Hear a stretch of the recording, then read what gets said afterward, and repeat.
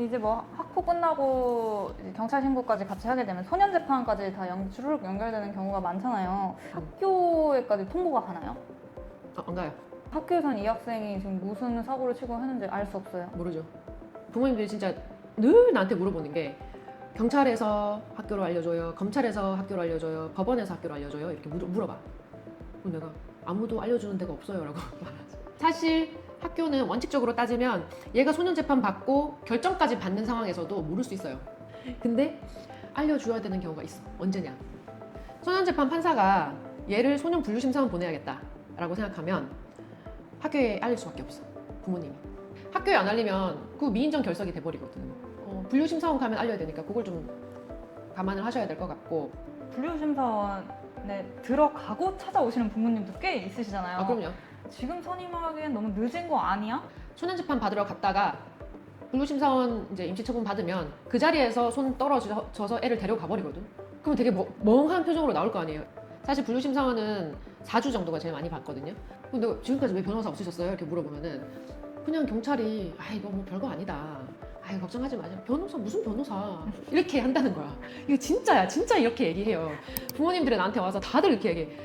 어머님들 이 죄명이랑 이 사건 상황이랑 애가 분류심사원 갈 정도의 이런 상황이면 좀 형사 때 대비를 많이 하셨어야 되는데 경찰은 뭐 하는 사람이야. 우리 아이를 기소하는 사람 아니에요.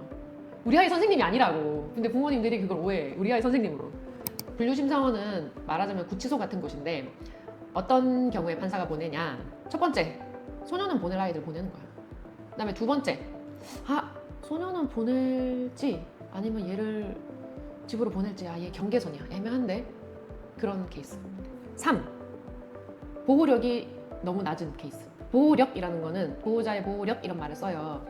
이 아이를 보호할 만한 능력이 충분치 않다는 뜻이에요. 여러 가지 사유가 있을 수 있죠. 지금 분류심사원에 가는 순간부터 재판받는 순간까지 얘는 소년원 갈래가 아니에요 라는 걸 어필을 시작해야 되는 아주 골든타임인 거예요.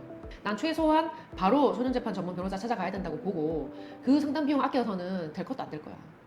그리고 그 상담만으로도 충분히 팁을 얻을 수 있어요. 나중에 재판 어떻게 준비할지. 모든 사건에 다 변호사가 필요한 건 아니거든. 그러니까 지금 손 떨어져서 오늘 가정법원에서 터덜터덜 나오셨다. 그럼 집으로 바로 가시면 안 됩니다. 당연히 상담하고 가셔야죠. 앞으로 어떻게 준비해야 될지. 저는 이건 아직도 이해가 안 가는 게 피해 학생이 가해 학생의 어떤 결과도 알 수 없잖아요.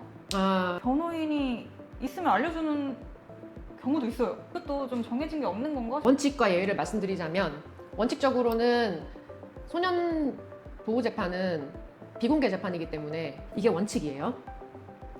자, 그런데 예외가 있어요.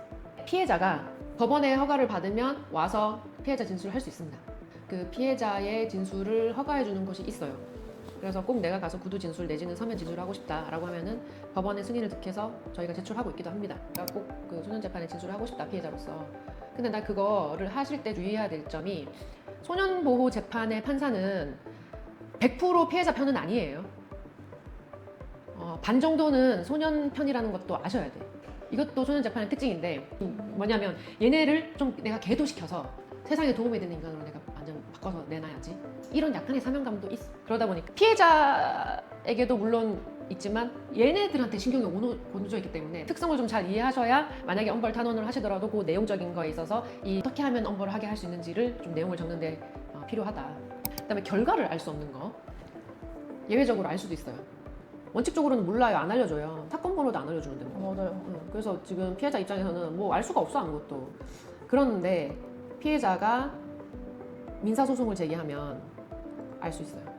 이 민사법원에서 소년부로 촉탁을 보내. 걔 범죄 사실 뭐예요? 왜냐면 민사법원에서 그걸 알아야 이 위자료를 책정할 거 아니야. 그래서 걔 몇 호 처분 받았어요? 라든지 민사법원에서 물어봐. 그러면 소년부에서 알려줍니다. 가정법원에서. 그러니까 법원끼리는 통하는 거지. 그렇게 해서 다른 절차를 통해서 알 수는 있어요. 널리 알려서 될 일인가 모르겠는데 그래서 이거는 피해자한테 좀 많이 차단돼 있죠. 이거는 소년재판의 특징 중에 하나예요.